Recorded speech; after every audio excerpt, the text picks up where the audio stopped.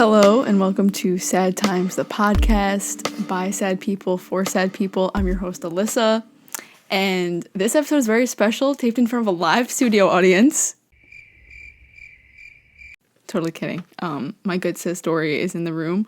I figured I should get used to filming in front of other people because I live with a circus. But that's not the point I'm trying to make here. Yeah, let's get this show on the road. First, I want to thank anyone who either watched, the podcast, listened to the podcast, the first episode last week. I seriously appreciate it. I wasn't expecting anyone to listen, so the fact that people actually did give a shit was great. It was very nice. I don't know. I feel like it's kind of, I guess, hyper specific. So I wasn't really expecting people to care, But yeah, it was really, really nice to see, people were texting me, people I haven't heard from in a while. I don't know. It was really cool because for my radio show that I mentioned, I'm probably going to mention my radio show a lot. I never promoted it ever. My people that are close to me know about it, but I never posted about it on anything because I'm afraid of, I was afraid of no one listening. So I was if no one listens and I'm not promoting, then it's different. You know what I mean? And also at the same time, I didn't really care if people listened to, I was kind of just doing it for me. You know what I mean? So going into this, I was I got to promote this.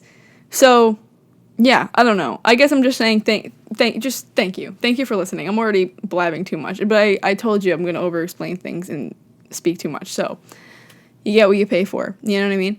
Also, I'm wearing, if you're watching the YouTube video, then you can see that I'm wearing some Sad Times merch. If you're listening, to the audio only version, then I'll describe it to you. It's a black hoodie and it has the logo on it. It says Sad Times the podcast, and on the back there's a big sad face. My best friend made this for me for my birthday. Hi Nicole, love you. I had an overwhelming amount of people say that I should come out with merch. And by overwhelming amount of people, one person said that they would buy merch if I released it.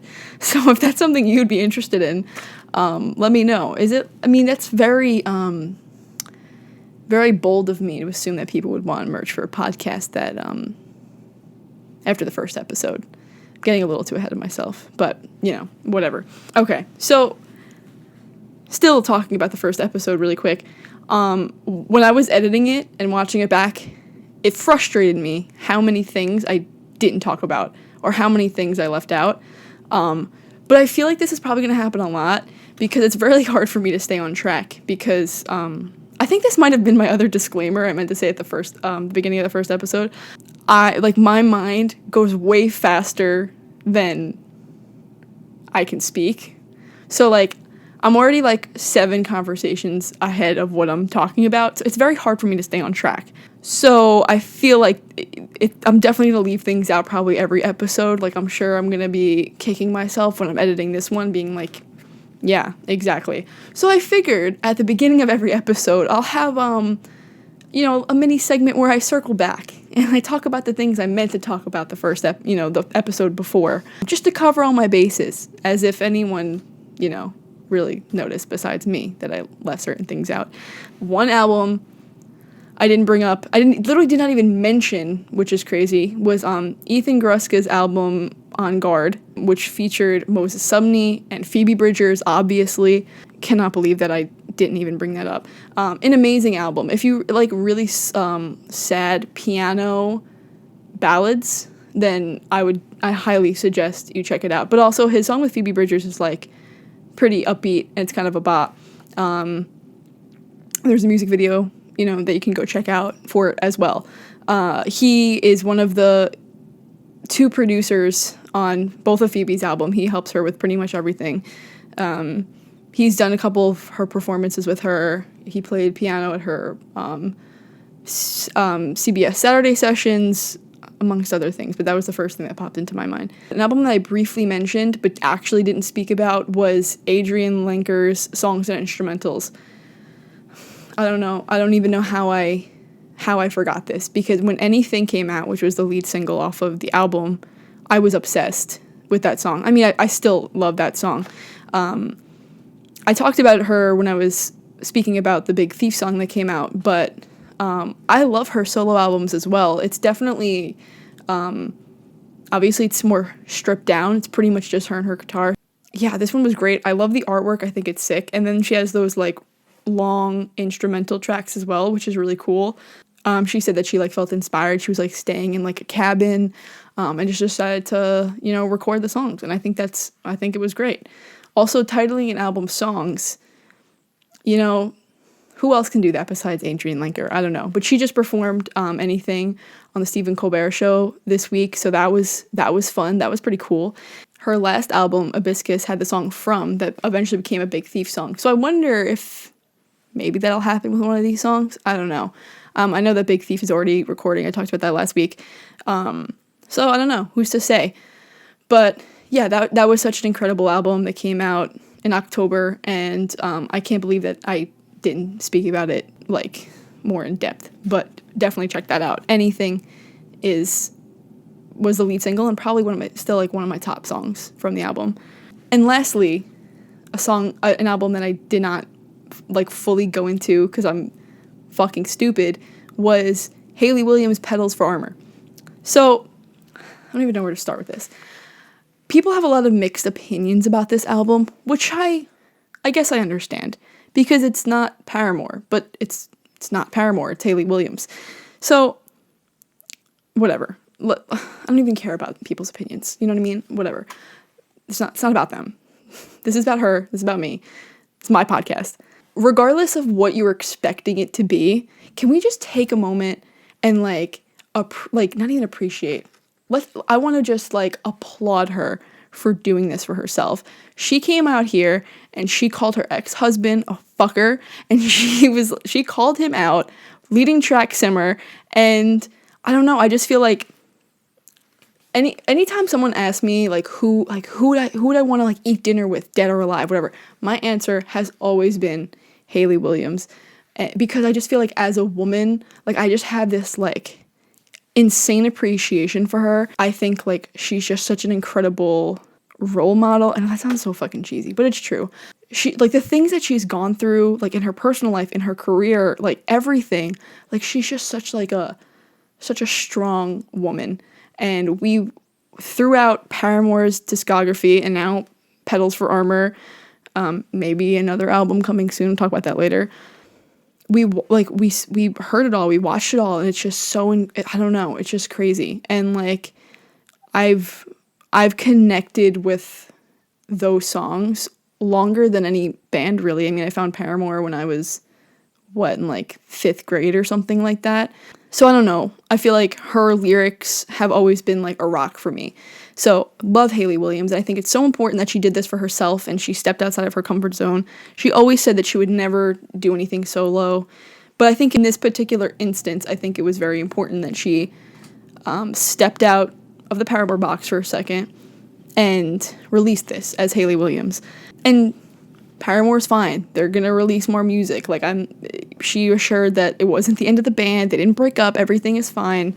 But yeah, I just think that it was very important for her to release this. Also, it has some of her best lyrics she's ever written, which also brings me to another point, that she reunited Boy Genius to do background vocals on Roses, Lotus, Violet, Iris, and who else can reunite Boy Genius besides Boy Genius?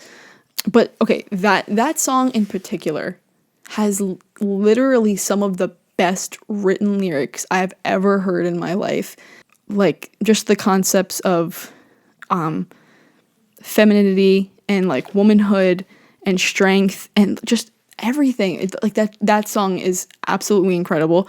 So if you haven't heard that one, I highly recommend. And people also had shit to say because you can't really hear the Boy Genius background vocals that well, but they're background vocals, you know what I mean? I don't know. Me personally, when I first heard it, I wasn't disappointed by any means. I feel like you could definitely hear Julian when she first comes in, because she has a she has a very powerful and like hypnotizing kind of voice, if that makes sense. I don't know. I feel like it's very obvious when she comes in. And I feel like you also hear Lucy towards the end. I feel like you can always hear Lucy's vocals cut in because it's just so warm. You can't miss them. Phoebe's, I will admit, Phoebe's might get a little lost. In my personal opinion, I feel like the other two stand out more to me. But anyway, yeah, can't believe I didn't really discuss Petals for Armor. I'm sure that I'm going to think of more eventually, but I'll close that chapter here. I just didn't want to go without talking about those. This episode, I really want to talk about how artists were able to get creative in the ways that they release content during #COVID.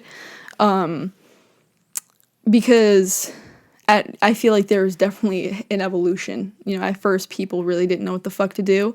And then, yeah, I don't know, they just really found really cool ways to, you know, release things and, you know, give their fans something. Because I feel like one of the silver linings about the pandemic, once again, this is me watering things down and, like, really trying hard to find positives. I know that there are way more negatives, but, you know, sometimes when I really step outside myself and I get, like, really, like, overwhelmed, I guess, about, like, the idea of everything that's going on, something that helps me make me feel better is that, like, everyone is going through it together, you know what I mean? Like, it's not just, like, an individualized experience, like, it is collective.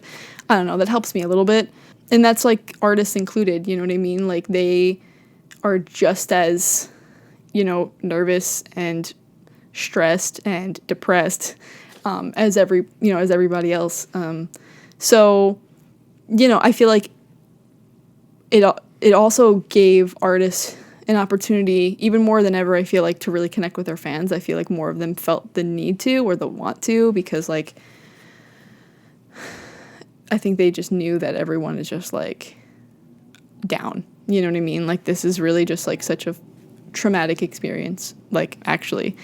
Okay, so towards the beginning of the pandemic, like, the very, very beginning, the first, like, from home concert I saw was Soccer Mommy's NPR Tiny Desk from home.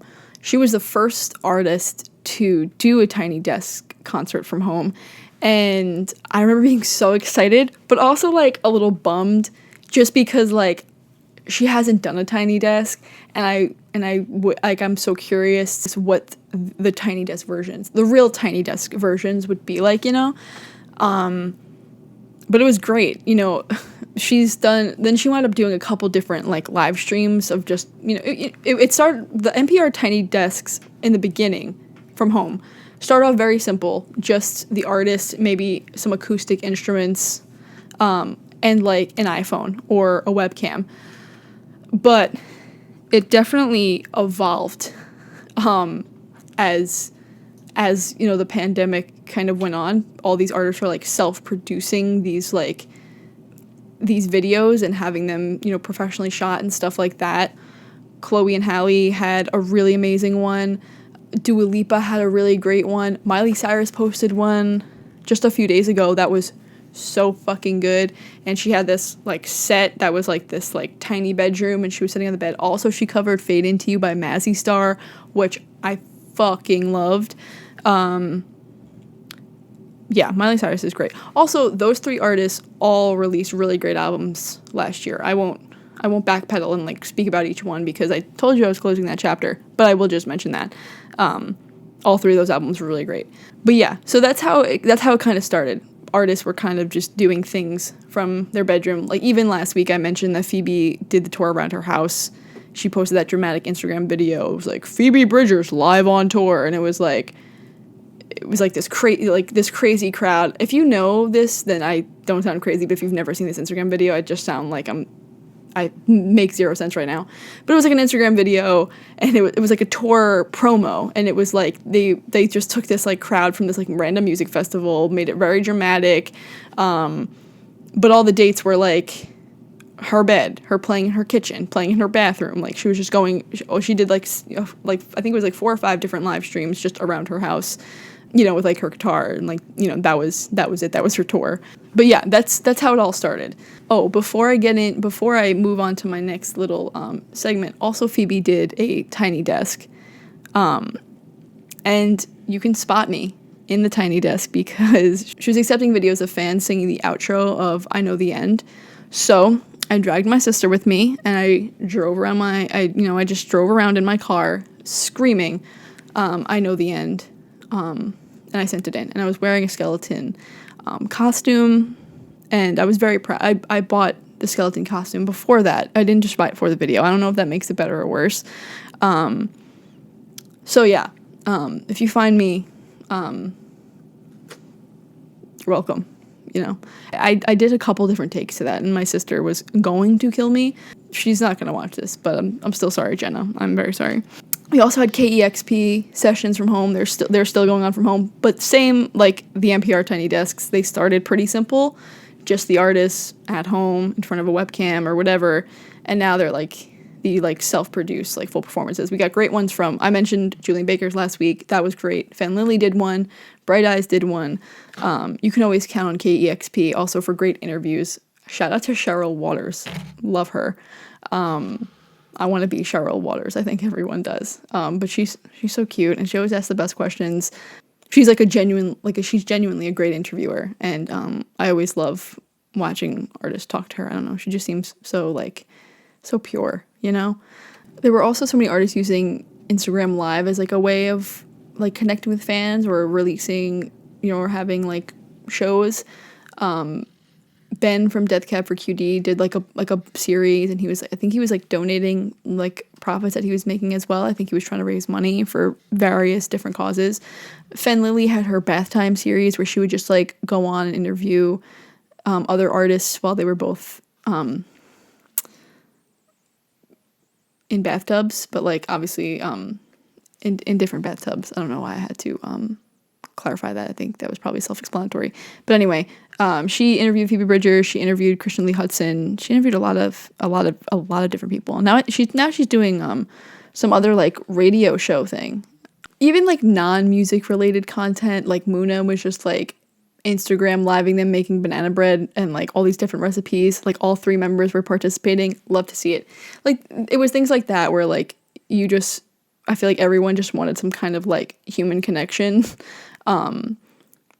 Because I mean, you should still be socially distancing yourself and staying safe.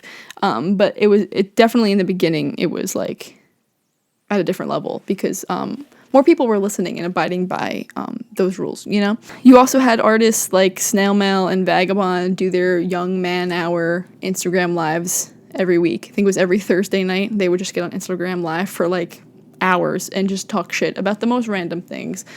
And you had Snail Mail's messy ass talking about her ex. And it was literally just Leticia the whole time, just being the voice of reason. But then they wound up going to Patreon with that. I don't know if it's still going on because I honestly never signed up. I kept meaning to and I just never did. But yeah, they wound up going to Patreon and charging, making money off of Young Man Hour, which is great because like I said, like streaming has already fucked over artists. Like they make no money from streaming. Like Spotify, and I'm guilty, I use Spotify, but Spotify does not pay artists what they should be paid. Touring really is their main source of income, and obviously that couldn't happen. So good for them, making money on that Patreon because, you gotta do what you gotta do. Also, I think one of the more creative things I've seen was Soccer Mommy doing an album listening party on Club Penguin. Now, the official Club Penguin has closed. Is that what you say when it shut down? I don't know. But there's like a server website that basically, it's like the same exact thing. It's just not the official Club Penguin. So she did an album listening party on there, which was so fucking funny. But the first time she did it, it crashed and they had to reschedule it, which is also really funny. Like imagine crashing Club Penguin. Like that's fucking iconic. So shout out to Soccer Mommy. But I think I had work or something, so I couldn't actually like be there for it, but I saw a bunch of pictures and like screenshots on Twitter afterwards, and it was like really fucking funny. Everyone was just being very chaotic, but that was a really cool and creative thing, I think. I don't know. Especially because I guess she knows, like, the age of all her fans. Like, I fucked shit up on Club Penguin when I was younger. And I'm sure that there are a bunch of her fans that are around my age. So that was really funny. That was really cool. Soccer Mommy also released 8-bit music videos for her song Crawling in My Skin. And they were all illustrated to be in different cities, like some of her favorite cities that she goes to when she tours. It included Austin, Minneapolis, Chicago, Seattle, Toronto. So that was like kind of cool, like just to give some kind of visual and like, I don't know, especially I guess if you're from that city you have been to those cities, like you recognize things like, oh, that's so cool or whatever. I don't know. That was just really creative. That was, I don't know. When I said that out loud, it sounded kind of dumb, but like, I don't know. I thought that was a cool way to tour, virtually tour. I don't know, just give everyone something, you know what I mean? Because you definitely have to see artists get creative with music videos too. I feel like they're finding ways to safely shoot them now, and it's kind of like back to normal. But like I said, when everything was just starting, no one really did anything. No one knew. Obviously, testing wasn't as accessible, so they couldn't just have these celebrities get tested every fucking day or whatever the regulation and protocol is now. Also, the legend Soccer Mommy also performed at a virtual rally for Bernie Sanders, which was sick. That also became a meme because afterwards he thanked her for the music, and he said, "I want to thank Soccer Mommy," because that's how Bernie Sanders, talks. But that was cool too, because not to get political, but I'll get political. The smart thing to do during this time was to have virtual rallies and not to have actual rallies, physical rallies where thousands of people were in close proximity to each other during a pandemic with like no masks. It just sounds like the smart thing to do. Anyway, there were also like virtual music festivals, which was cool. You got to see there were so many. I can't even begin to like list them all. A lot of them were for different, some of them were like fundraisers, some of them were just because. Twitter legend Meg Memes had her own Meg Memes festival, which was really cool, and she had some great artists like Samia, Soccer Mommy, Snail Mail, Tomberlin. All these great artists performed, and it was really cool. I tuned in. I think once again I was at work. I couldn't watch it live, but I went back when they were available and I watched it. So that was really cool. Meg Memes is a Twitter legend. If you ever see this, hi. I would love to interview you if you would be down. Oh, actually, that brings me to a great point. I meant to say this at the beginning of this episode. I meant to say it at the beginning of the last episode. If you're an artist, an indie artist, I guess specifically, or even a fan, or even, I don't know, if involved in the community in any way and you want to be a guest on this podcast, I would totally be down for that. We could set some kind of like Zoom situation or whatever. And yeah, I would love to have people on here with me and just, talk shit. So if you're interested in that, you can reach out, through the Twitter, Instagram, DMs, whatever. If you actually know me, I guess you can, text me or something.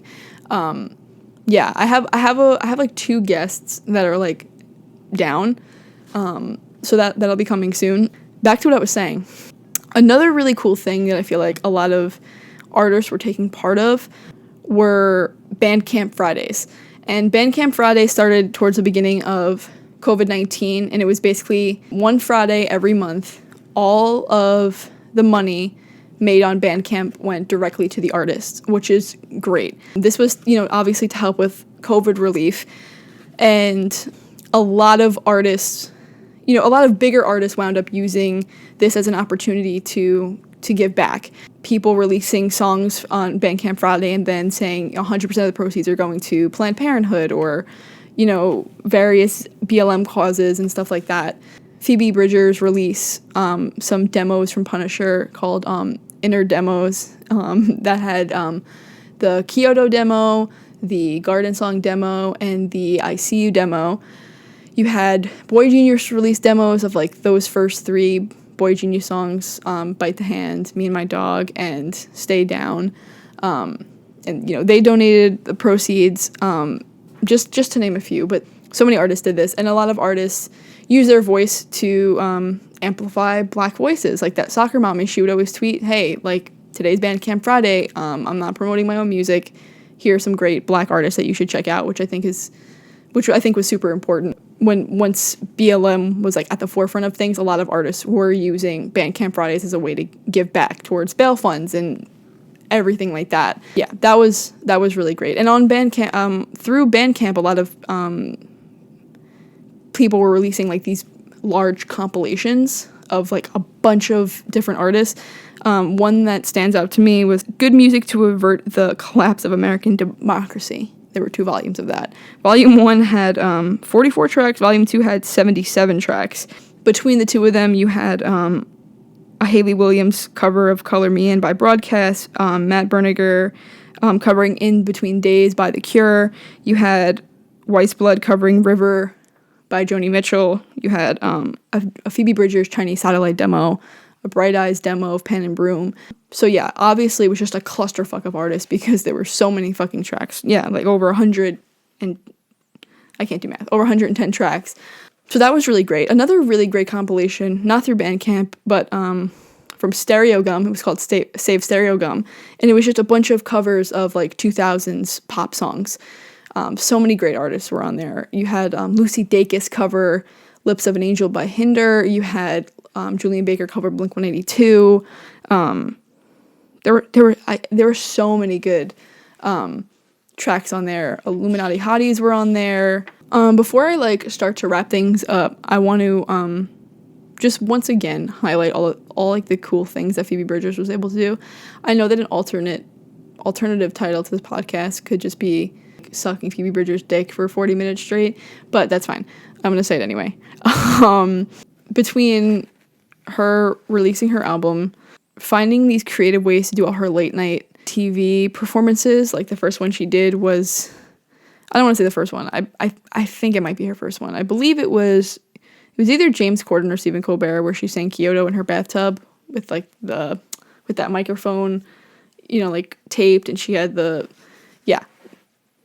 if you're watching, I probably inserted a picture so you could see what I'm talking about. If you're just listening, then sorry, that was a very bad description. But she performed Kyoto in her bathtub. But then, then she wound up doing that version of Savior Complex with Irma the Ghost. She wound up doing the version of I Know the End to the empty theater. And she like walks through that, and she has her manager, her assistant, like throw panties at her from the balcony. Iconic. Her late night TV appearances were very creative. You had her Kyoto music video. She was supposed to actually go to Tokyo to film it, and obviously could not. So, did the whole thing green screen, which green screens became everyone's best friend during this time. You had her go on Twitch and do, it was like, she was like on this comedy show, and then she performed a couple songs too. Like I mentioned, her NPR Tiny Desk, which was really cool. It was, once again, green screened, and then she's like in the Oval Office with Marshall and Harrison. And then once the I Know the End build-up takes off, like, it's like the camera zooms out, you see the green screen, like Marshall goes over to the drum kits, like, I don't know, it's like very punk, which is like not what I would describe Phoebe's music as, but like, I don't know, that one moment I was like, yeah, it's sick, that's hard as fuck. I know I mentioned this last week, but her concert at Red Rocks, it's just so good. That's like my bucket list tour venue. I want to see at least one show at Red Rocks one day. I mean, concerts sound foreign right now. I would love to see a concert at Red Rocks. And her show at the Troubadour was also really good. You had a couple artists do, Show Us to Nobody, like Soccer Mommy did the summer stages everywhere. Samia was supposed to do a show last month and then had to cancel it. That was like through Le Poison Rouge's like streaming service. Now you have Band Is in Town having some live stream concerts as well. So they're finding ways to try and put on shows. Obviously, it's different. Nothing is going to compare to like a real live concert with a real audience, but it's something to hold us over. Yeah, I just wanted to talk about Phoebe really quick because I just feel like she honestly accomplished so much, and I feel like it's more noteworthy because it was a year like this. Okay, that's the end of my my Phoebe segment. Let's talk about some new stuff. I mentioned it before. Hayley Williams might be coming out with new stuff. No one's really sure if it's just Hayley or it's Paramore. I feel like it's just Hayley. Very confusing. She was sending fans like doll arms and saying, and I had a tag that said "Plant Me," and she autographed it. She sent fans some songs. There's a website you can go to. It's very cryptic. It reminds me of, I'm not a huge 21 Pilots stan as I once was. Also, Tyler Joseph's response to the BLM movement was questionable, but I'm not going to get into that right now. But it reminds me of some like cryptic, blurry face shit that they would do. It's fun. It gets like the fans like conspiring, and I don't know. It's just fun to see everyone talking about something on Twitter. Once again, especially at a time like this, everyone's kind of looking for like community, I guess. If I don't know, that sounds cheesy, but it's true. So new songs definitely are coming. I don't know if it's going to be a full album. Maybe it's just going to be an EP. I'm sure a lot of artists have written so much over this past year, so I'm excited to hear all the results of that. We also got a brand new Charlie Hickey song. I was talking about him a bunch last week, and then he released a new song and a new music video, produced and written with Marshall Vore. Once again, including background vocals from Phoebe Bridgers, which we love to see. She truly has the Midas touch, so, it was very exciting to hear that she was also on this track. It's called 10 Feet Tall, and once again, some of these lyrics are great. I'm gonna share with you my favorite couple of lines. I used to be afraid of dying. Now I'm afraid of going home and turning on the TV. I want to live in a shoebox under your bed with your liquor, stickers, and strawberry moons. Incredible. We love Charlie Hickey here. Huge Charlie Hickey fan. We also have a brand new album from Arlo Parks, which is super exciting.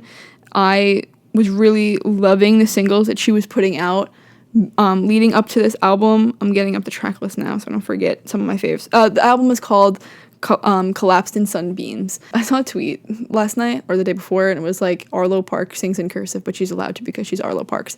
And I agree. She definitely 100% sings in cursive, but it's okay. Some of my favorite songs are, I loved all the singles, like Black Dog, Green Eyes, so good. But also Eugene, great. But I love For Violet. That's been one of my favorites, definitely for sure. We have so much more new music to look forward to. We have Super Monster by Claude is under 2 weeks away from coming out, and I'm really, really excited for that album.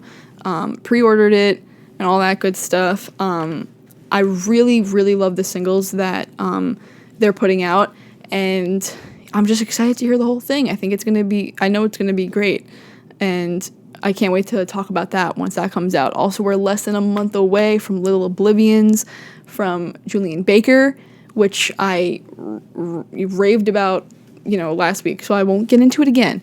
But that's another album I can't wait to dive into on here. I feel like that's probably going to be a whole episode. It's just me digging into Little Oblivions. But with all that being said, not to end on a sad note, but it is Sad Times, the podcast. Today it was announced that Sophie has passed away, and she was a very iconic trans artist who really formed a style of pop, hyper pop specifically, and really shaped music.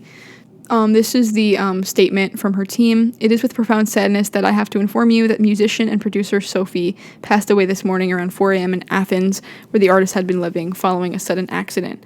At this time, respect and privacy for the family is our priority. We would also ask for respect for her fan base and to treat the private nature of this news with sensitivity. Sophie was a pioneer of a new sound, one of the most influential artists in the last decade, not only for ingenious production and creativity, but also the message and visibility that was achieved, an icon of liberation.